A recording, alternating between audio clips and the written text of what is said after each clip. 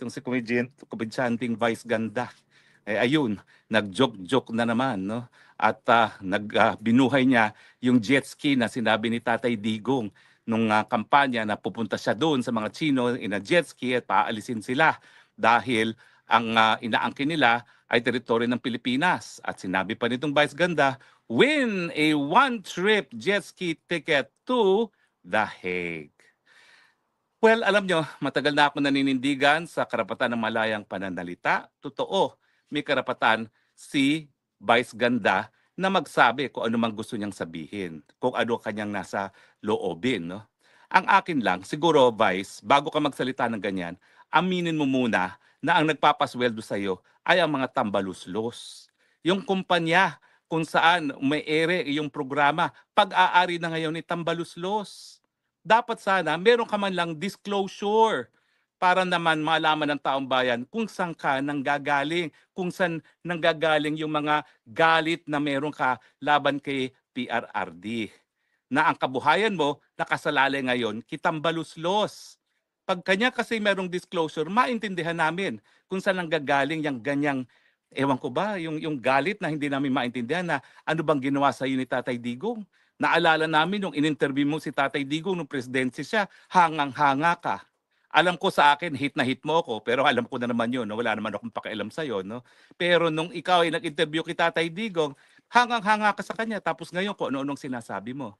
Alam mo kasi tayo mga Pilipino, kapag isang tao ay nakadapa na, hindi na sinisipa, Vice Ganda. Ang ginawa mo, nasa sahig na si Tatay Digong, nandun na, nakakulong na, 80 anyos, mamamatay na ata sa kulungan, sinisipa-sipa mo pa. Anong kaligayahan ang nakukuha mo sa ganyang gawain? Hindi ba dapat kung hindi mo siya po pwedeng sabihan ng ganda, tumahimik ka na lang. Ang gusto mo ba talaga tirisin pa yung tao na nakakulong na at 80 years old? At kung sa tingin mo na natutuwa ang taong bayan, naku, ang Pilipino hindi ganyan. Ewan ko kung pareho tayo ng karanasan sa paglaki sa Pilipinas, no? Pero hindi natutuwa ang taong bayan na nakadapa na yung tao, sinisipa-sipa mo pa. Well, magdasal ka na lang na palaging nakadapa yang si Tatay Digong at ang mga supporters si Tatay Digong.